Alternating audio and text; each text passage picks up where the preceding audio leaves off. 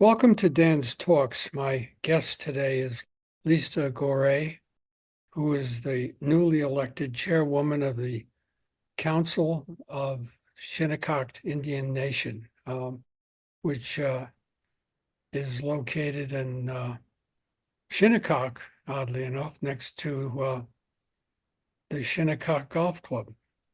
But how many acres is it up there? We have about 800 acres on territory on the reservation.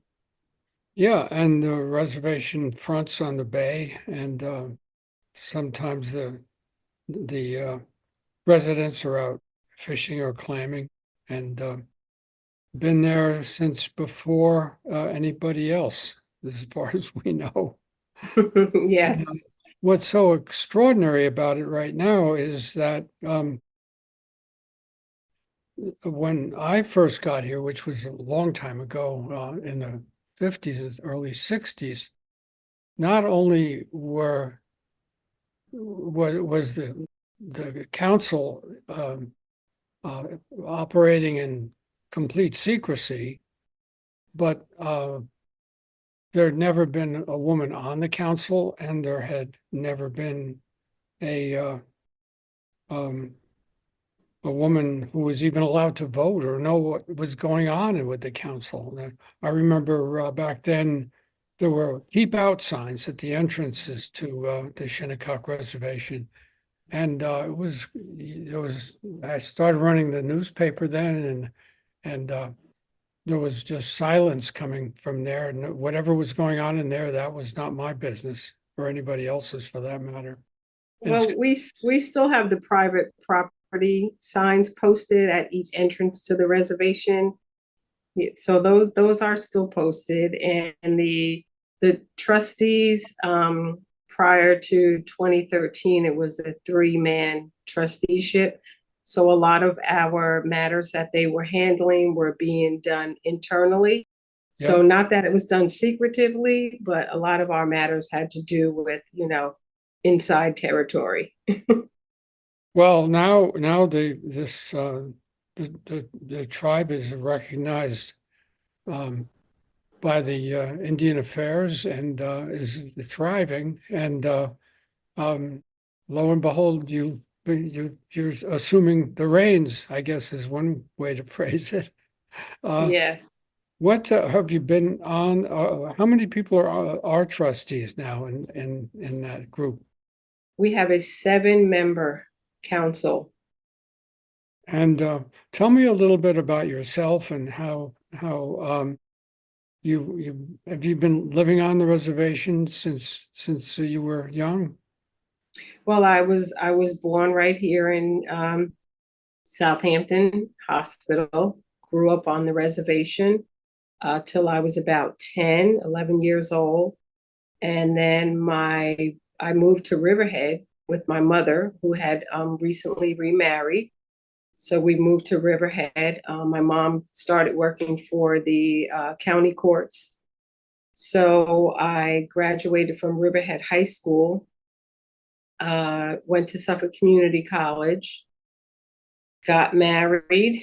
Me and my husband moved back to the reservation, built our home, and began our family. And I've been back on the reservation since 1990. One of the things that it occurs to me to point out was, especially back then in the early era, homes and other buildings were built on the property without regard to any of the town regulations, and I suppose they still could be. There would be walls with no windows. There's some of them that still remain. Of course, now it's not like that at all. But what are some of the activities that are going on there now, besides the annual, um, of course, the Shinnecock Labor Day event is well Oh, known. yes, our annual Labor Day powwow. Yes, we still do have that. We also have activities in the reservation, some which are just for our members only. We have a midwinter social powwow that usually takes place in February. That's usually, like I said, just for, members, just for us to get together socially during the winter. This past Sunday, we had June Sunday that usually takes place the first Sunday in June. That's another social gathering that we have in the community. We have our Nanawa feast, which is our annual Thanksgiving feast that we do as a tribal community that takes place the week before the traditional Thanksgiving that everyone celebrates.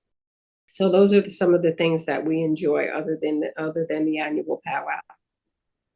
What are some of the activities and the issues that the tribe faces at this particular time that you see? Well, one thing right now, as you may know, we're in the process of building the gas station over in Hampton Bays, the Travel Plaza. What we would like to do is put an off ramp right off of Sunrise Highway. But of course, because of the legalities that we currently have ongoing with the New York State Department of Transportation, we are unable to, have any, discussions or talks with the Department of Transportation regarding an off ramp until, those legal issues are settled regarding the monuments. Talk about the monuments. They were erected with great pride, and I think people were fearful of them because of their size and what are they doing now, and all that stuff. But I think They're people have standing come, beautifully, no issues, no accidents. They're standing beautifully.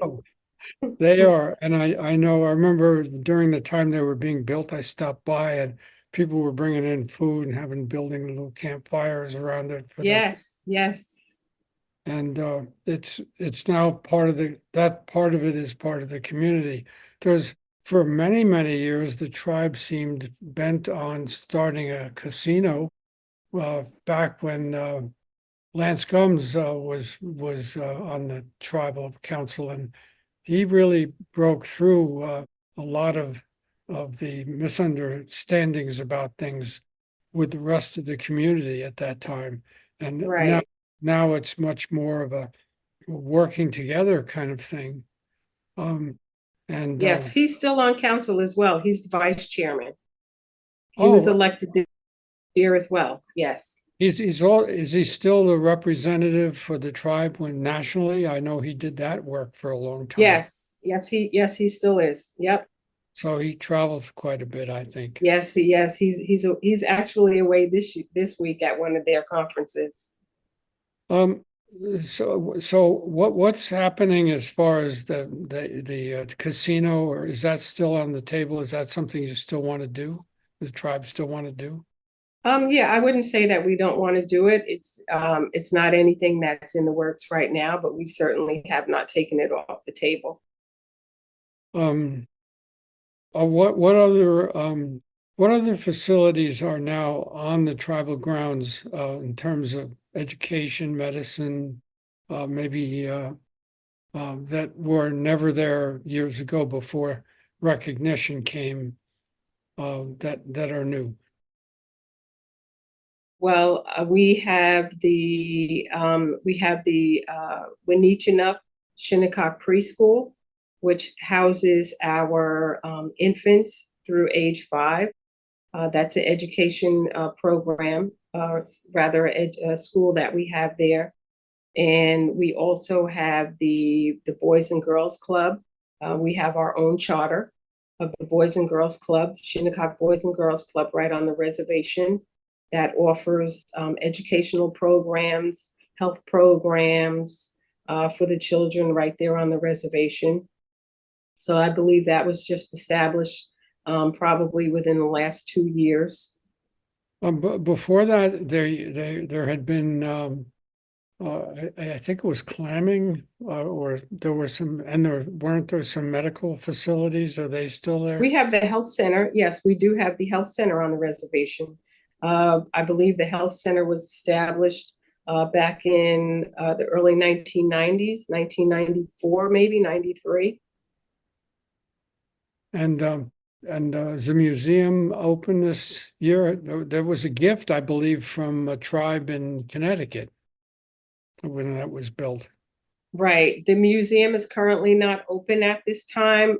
It does need to go, it needs to undergo some renovations before we can open again. So we are looking to, get that back up and running in the near future.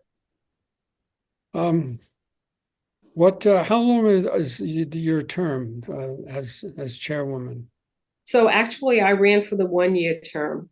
Former chairman Polite, he stepped down midway through his term. So the terms for trustee it's a 2 year term. However, Brian announced that he would be stepping down midway through his term. So I sought to run for his seat. So I'm filling the remaining 1 year of his term. Are you going to continue to run for that office again? I certainly hope so. How many people are in residence and also considered Shinnecocks who are able to vote? Well, we have a total of 1,600 tribal members that are on and off territory, and just on the reservation, it's about 800. So you have to be actually have lived on the reservation for 6 months prior to the election date in order to vote in the tribal council elections. Now, members of the tribe are a separate nation, but they also have they also are part of the United States in terms of travel and having passports and Mm-hmm. and that kind of thing. So that's not so unusual when you think about it. A lot of people are like that. What are the requirements to enable yourself to become a tribal member? Presume. Well, you have to prove your lineage, and we are a matriarchal society, so you have to be able to prove your lineage through your mother, your grandmother, your great grandmother, and so forth. Um, it's an exciting time, I think, to be a part of things. Um, is there anything else you'd like to mention as we go forward? Well, I would just like to mention that it took Shinnecock over 200 years to actually vote in a woman chairperson. We were actually prior to the settlers, back in 1792 is actually when we were forced to go to the trusteeship, so that we would be able to communicate with New York State. So prior to that, it was a woman that was actually the head of the tribe. So that was back in 1792. So fast forward 238 years later, here we are. And is there an office as well? I know that there's a lot of retail business where the reservation meets Hill Street for a period of, I guess, about a mile or more. Um, is there anything new that's opening up? I know one of the wonderful things that has been open in prior summers, I presume it will be again, is this lobster dinner Oh, the restaurant. Lobster Factory. Yes, the Lobster Factory. That's actually owned by Vice Chair Gums. I So know. yes, that is open. And in November of 2023, we did open the Little Beach Harvest Cannabis Dispensary. So that's located right on Montauk Highway. Yep. Years ago, the income was largely from the sale of cigarettes during the period when cigarettes did not cause cancer. I guess that's not a fair way to describe that, but nevertheless. And the reason was because there wouldn't be the taxes that were put on it from the United States, because it's a separate country, I guess, in that regard. Um, Anything else you want to mention and talk about? I don't think so. I would just like to, for our annual Labor Day powwow, for, anyone that wants to come out and, partake in our tradition and culture this year to come on out and do so. We'd love to have you. Tell the powwow lasts several days, doesn't it? And a lot It's of the, several days. Yes, it's actually a 4-day event. It starts that Friday before Labor Day and runs through that Monday. some of the tribes come from hundreds of miles away. Do they encamp on the property during the time that? They do, yes. Our powwow is one of the largest powwows on the East Coast. So we have a lot of tribes that travel far to come participate in our powwow. And yes, we have areas where they can set up their camper or their tents.